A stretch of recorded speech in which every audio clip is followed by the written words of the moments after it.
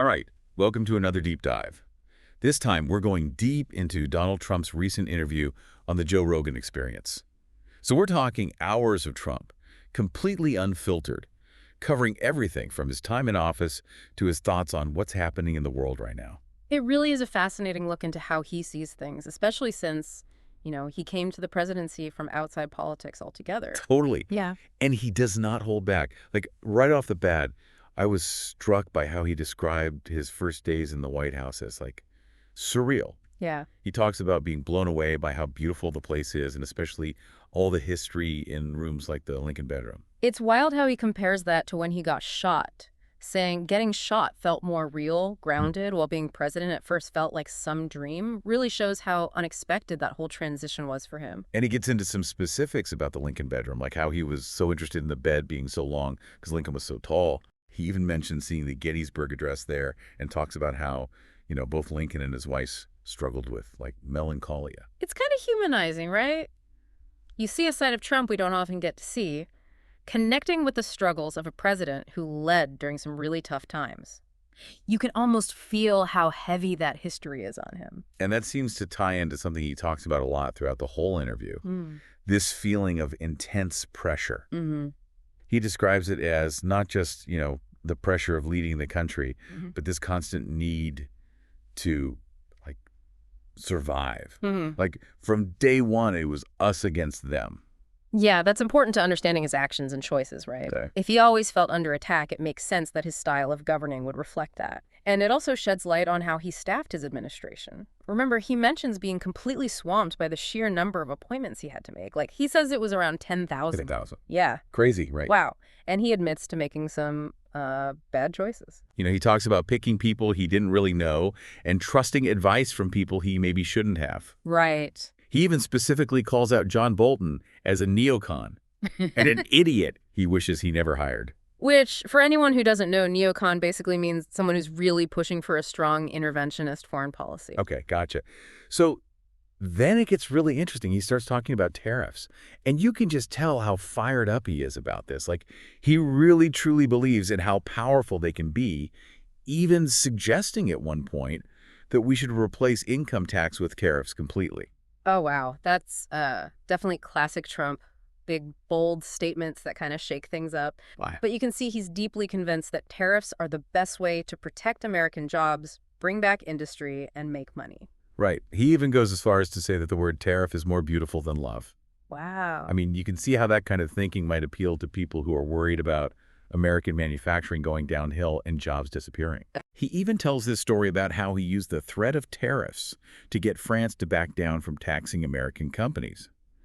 Apparently, he called Macron directly and said he'd slap a 100% tariff on French wine and champagne if they went through with it. Ooh, that's tough. Yeah.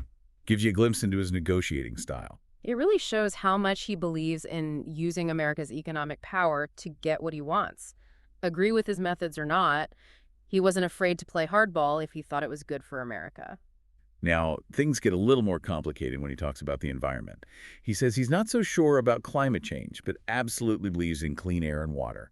Then he goes on to bash the studies they make you do before building anything, the environmental impact reports, saying they're way too much of a hassle. So here he's kind of trying to balance wanting a healthy environment with concerns about, keeping America competitive economically.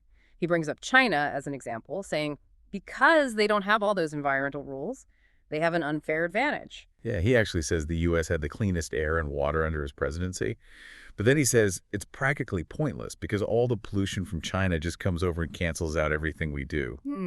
He also complains about California's water policies, talking about how expensive water is in L.A., and even tells a story about Governor Newsom refusing to approve a project that would have brought more water to the state. So it's interesting how he frames this whole issue. He agrees that protecting the environment is important, but thinks the way we do it now is too restrictive and puts us behind globally. Okay. It's a view that makes sense to people who think environmental rules are holding back economic growth, especially when other countries aren't doing the same things. Makes sense. Yep. All right, switching gears completely, let's talk about nuclear power and weapons. Trump seems kind of cautiously optimistic about the potential of nuclear power, but he's definitely more worried about nuclear weapons. Yeah. He even brings up his uncle, John Trump, who was a physicist at MIT and an expert in nuclear technology. Yeah. He says his uncle predicted, like decades ago, that easily transportable nuclear weapons would become a huge threat. Oh, wow. And now, with the war in Ukraine and everything else going on, he sees that prediction as more relevant than ever. That is pretty chilling. And this leads right into his bigger worries about the possibility of World War III, something he mentioned several times throughout the interview. Right. He talks about how dangerous it is that more and more countries like North Korea, Iran, even Pakistan now have these incredibly destructive weapons. It's a scary thought. Yeah. And he puts a lot of the blame for the situation on what he sees as Biden's weakness on the world stage. We'll get into his specific criticisms of Biden a little later, but this really highlights a key idea for Trump. America needs to show strength. He thinks that any sign of weakness from us just encourages our enemies. Right. Makes sense. He even shares the story about Chinese officials lecturing U.S. officials in Alaska, which he sees as a sign of disrespect and a shift in the balance of power. It's definitely a very different outlook from people who prioritize, diplomacy and working together with other countries. Yeah, for sure. And this worldview really shapes his views on the military. He spends a good chunk of time bragging about how he rebuilt the military and gives credit to what he calls the real generals who defeated ISIS.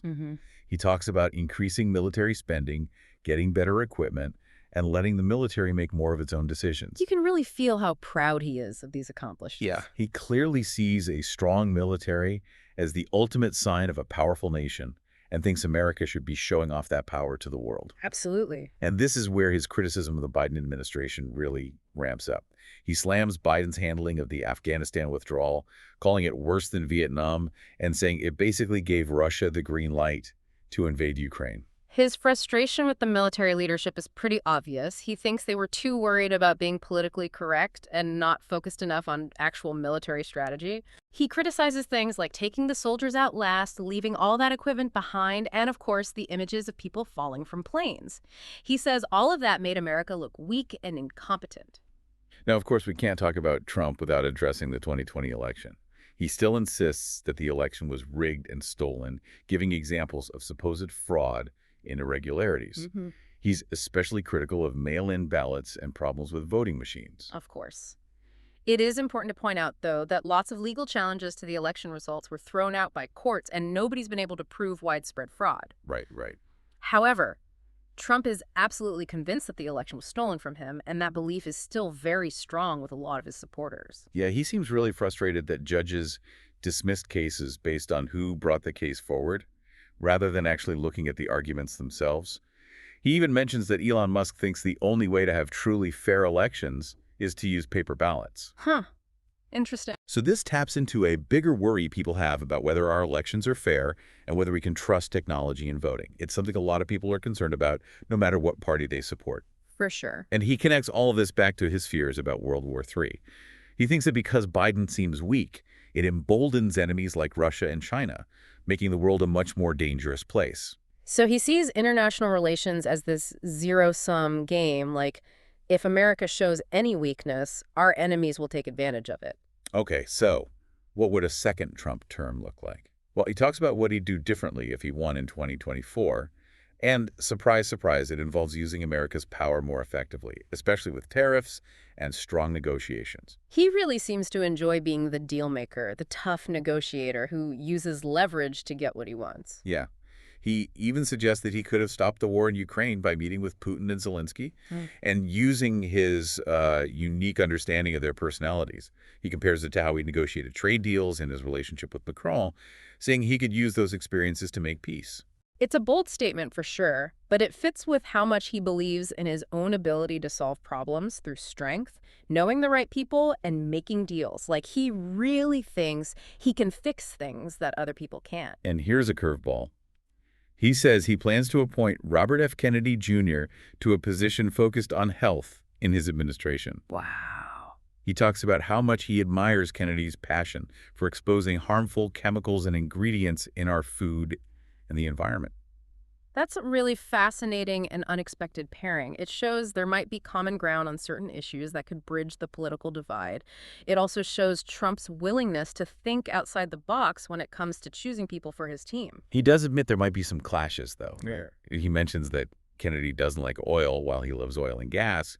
He even jokes that he'll have to keep him out of that area. Yeah. That's a pragmatic way to handle different viewpoints within his administration, something we saw during his first term as well. Right. It'll be interesting to see how this potential partnership would actually work. For sure. He also predicts that Big Pharma won't be happy about Kennedy's appointment, knowing his history of challenging the pharmaceutical industry. It definitely highlights another theme we see with Trump, his willingness to take on powerful institutions and shake things up. Right. And lastly, Trump spends some time talking about how the media is changing. He points to the success of podcasts like Joe Rogan's and how he's growing on TikTok as proof that people are moving away from traditional media. He clearly thinks the traditional media is biased against him and is looking for different ways to connect with his supporters. And he's not wrong about how much influence these new platforms have, especially with younger people. Yeah, remember how he mentioned that even his son Barron knows about guys like Rogan and Theo Vaughn? Shows how much things are changing and how people get their information. And Trump's trying to keep up with that. Absolutely. He's a master at getting attention and knows how powerful it is to connect directly with people, skipping the traditional media altogether. Whether you like what he says or not, you can't argue with how good he is at using these new platforms to reach his audience. Well, there you have it. A whirlwind tour of Trump's unfiltered thoughts on, well, pretty much everything. It really is a fascinating look into a complex and often contradictory worldview that continues to have a huge impact on American politics. Absolutely. So in the next part of our deep dive, we're going to dig deeper into some of the key takeaways from this interview and explore what they might mean for the future. Stay tuned.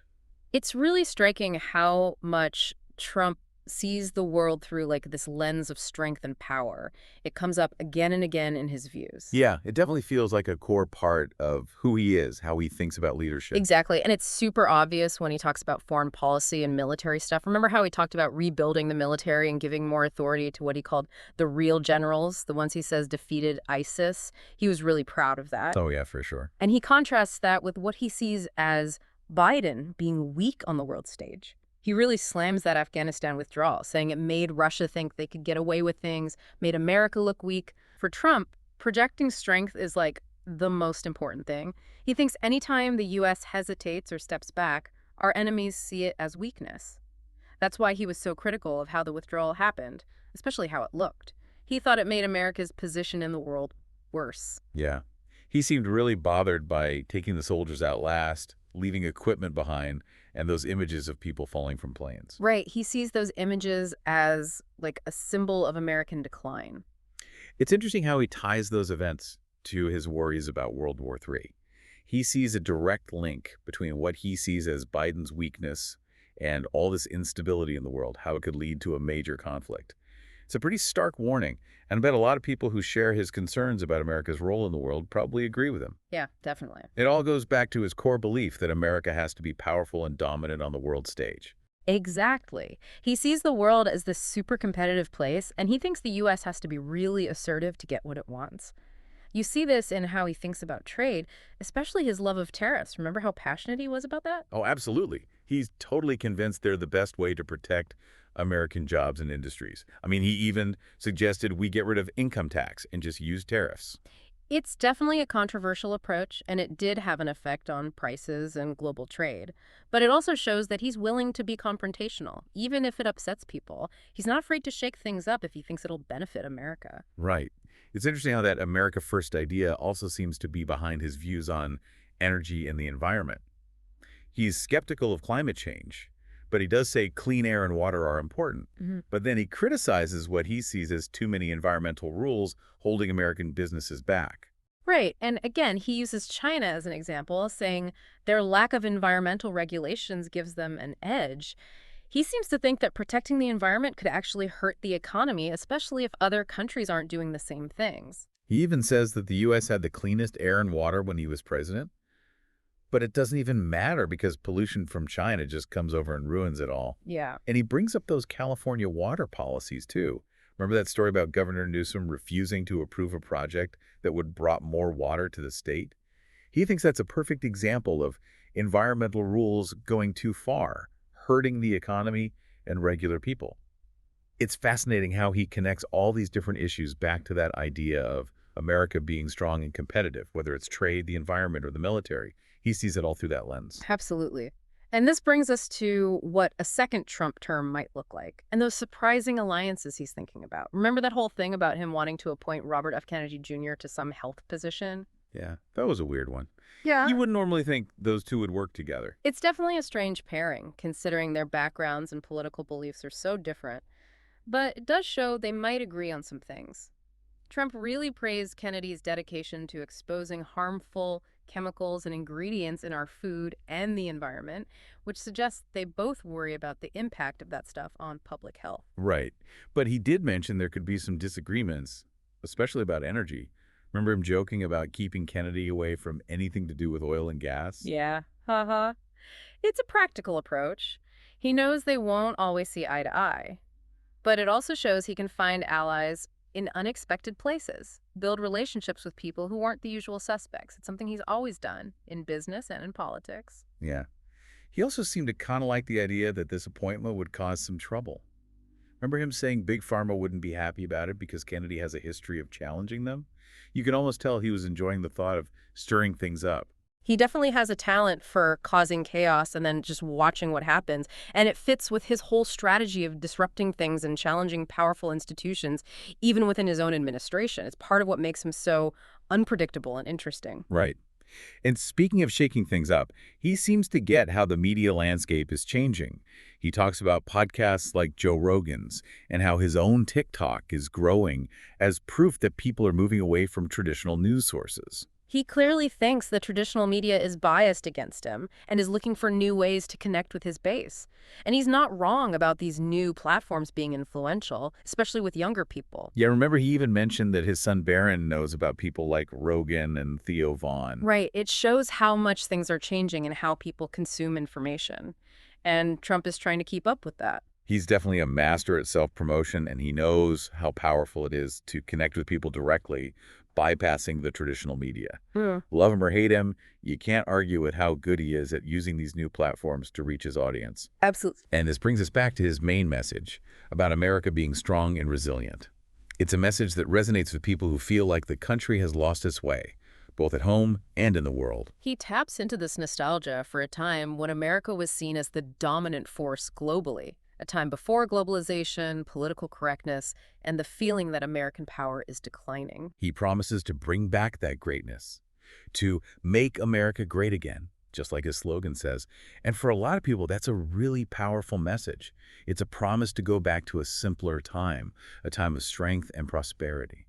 It's a message that goes beyond the usual political divides and appeals to people who feel left behind, ignored by the establishment. It speaks to their anxieties, their fears, and their hope for a better future. And it's a message that's probably going to stick around, whether Trump himself comes back to politics or not.